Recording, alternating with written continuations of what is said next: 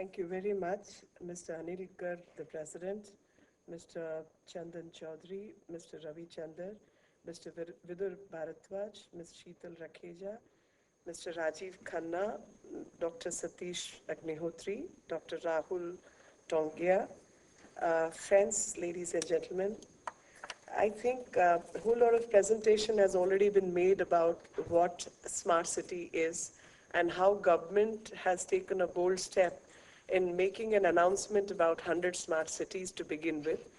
The project is going to start with 2016, carry on for next 5 years, and with a deadline and a target how the work needs to be completed. From the audience questions, I realized that the question is that there is no definition, hard and fast definition of what a smart city is or what smartness is all about. But I think what smartness is all about from all the conversations we've had and the presentations we've had, smartness I think boils down to one thing, and that is energy. Because the world has certain energy, that energy needs to be utilized to the maximum capacity. Dr. Tongia gave an example of a car where only 20% in fact gets used and 80% gets wasted. How we need to have smartness about utilizing energy and make it energy efficient. Everything from walking to traveling to reading to sitting in the building to having conference, everything revolves around energy. And it's about energy efficiency, if I can talk about. Energy efficiency, you can have various dimensions from waste to energy, waste management, green buildings, lower cost, higher transport, higher speed and lower cost in transportation, managing human resource, putting less energy and getting more efficiency out of it is the key, no matter what we do. Whether we construct, we electrify, we travel, we eat food, everything is about energy. If I can make one single statement about smartness is about energy efficiency, from production to consumption to transportation. And as I think Mr. Agnihotri, he was sitting next to me and we were just chatting across, and he talked about that areas like Delhi Cantonment. And again, let me address you, sir.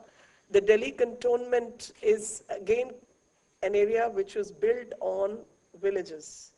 And villages, Meram Nagar to all kinds of villages, which made the Delhi Cantonment, their lands were, if I may use the word, usurped by the then government, and nothing in return has been given to those people.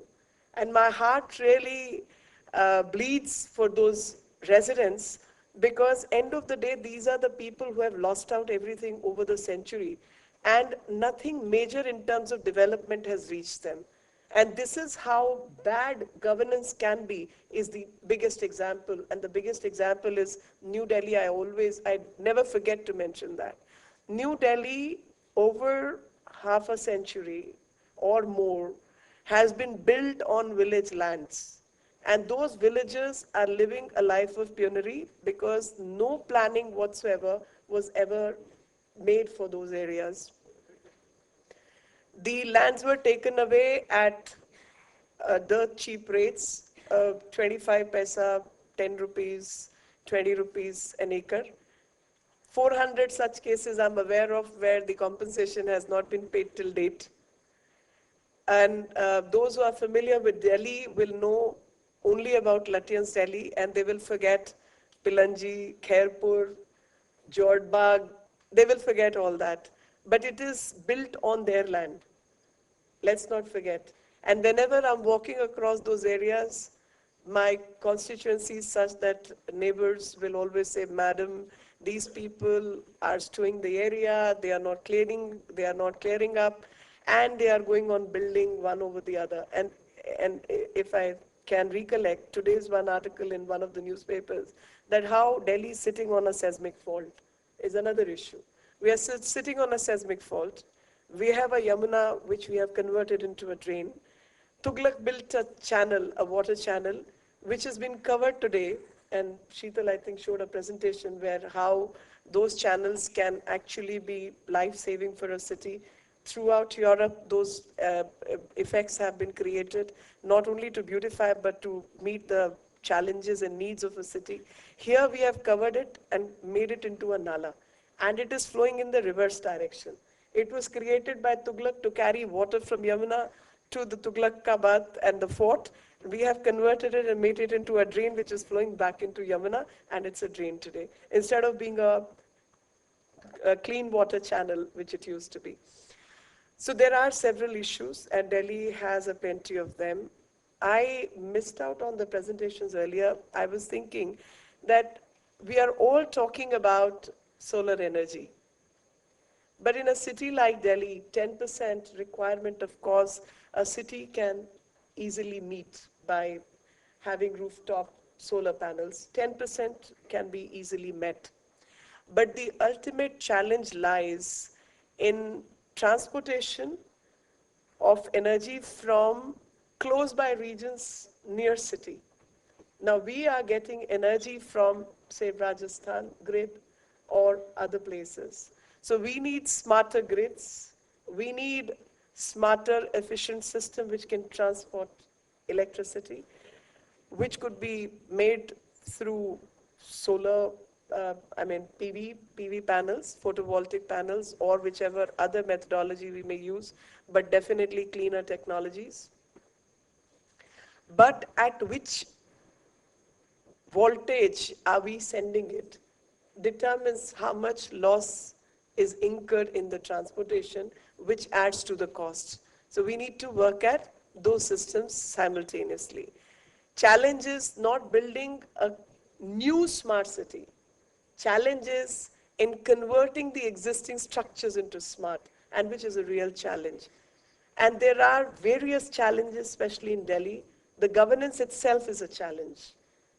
Because over 60 years, we've gone through certain methodologies, and over 10, 15 years, it has worsened, it has not improved. People keep blaming the municipal corporation for waste, whereas it is not the job of a municipal corporation because those laws have been amended. The waste management has been handed over to private contractors. It's Delhi Waste Management, which itself has a different kind of challenge, and several other contractors who are collecting waste in certain areas. But nobody knows that 60 feet and above roads lie with the Delhi administration. I live in a colony, a private colony, which was made way back by the DLF.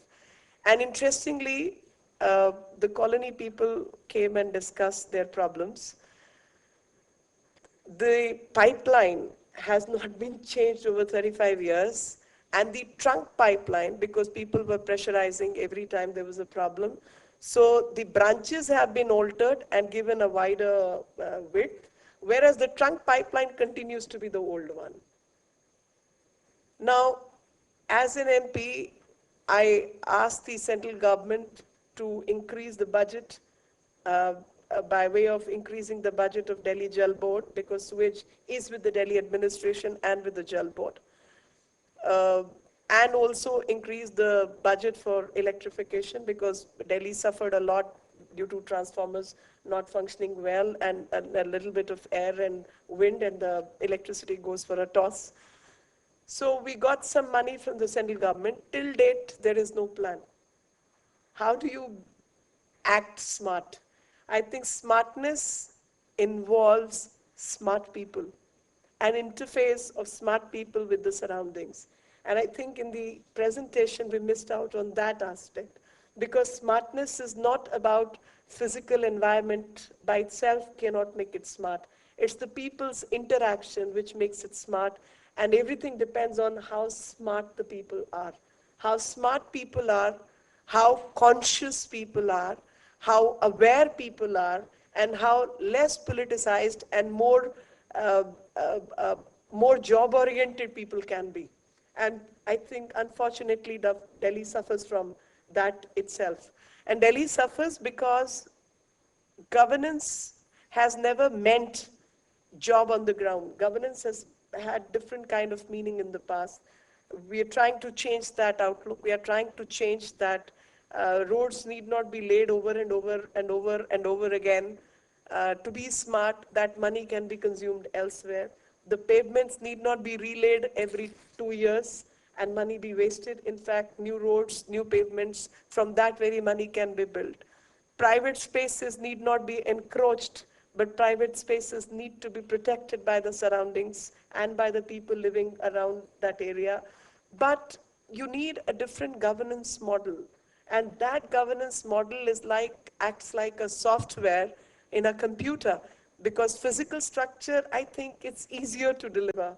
It's the people which are difficult to deal with, and it's the consciousness levels which we need to work at.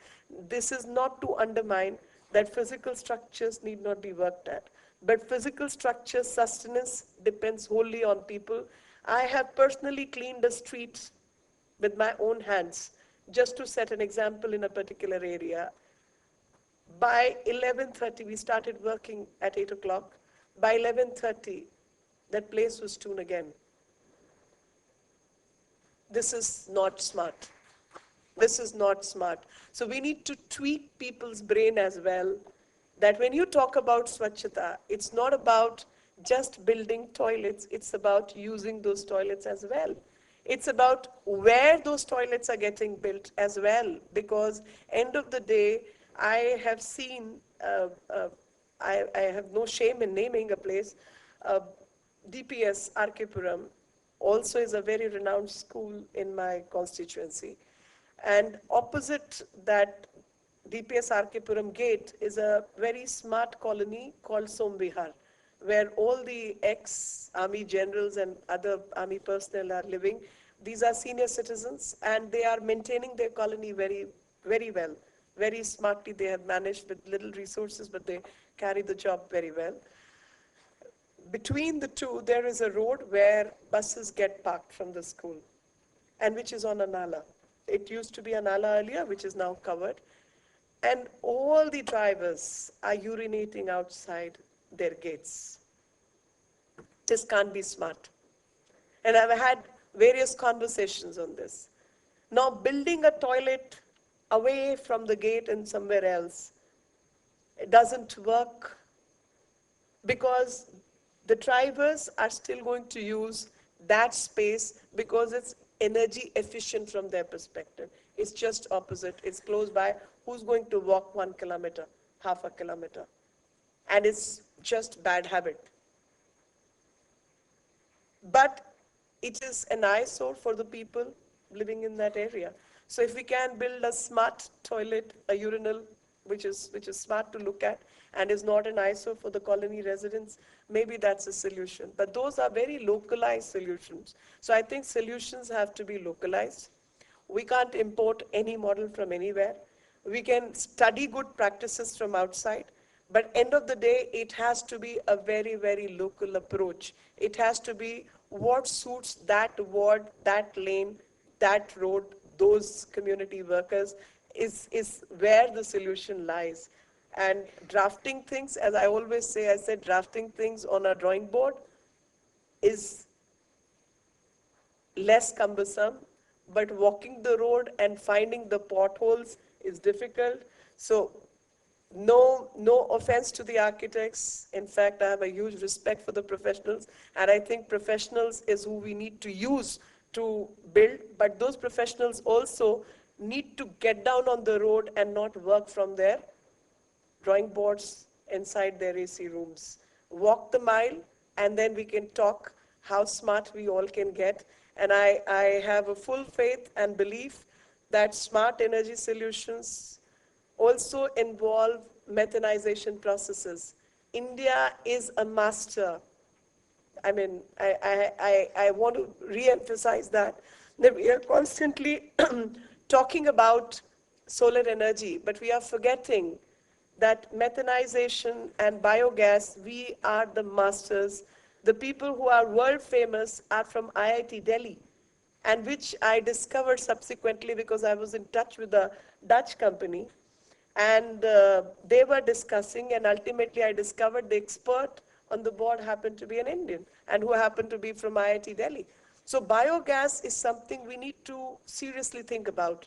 And if NASA can use defecated material and convert it into a gas to run their rockets, I think we definitely can work on those systems to to create power for a building from that very biomass generated from that very building, and in fact break it down into methane and water can be reharvested for plants, for flushing, for various other purposes. So I think we need to think out of the box, and when we make a compound, a building compound should have all these provisions, and that's the way forward. And methanization plants over the nalas is what is my dream project.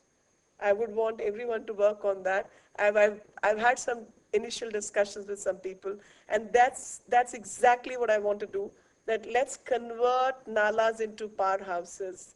Let's clean up the areas, convert that into energy, and clean up the water which can be reharvested and recycled for various purposes. That way we will clean up and we will create smarter cities.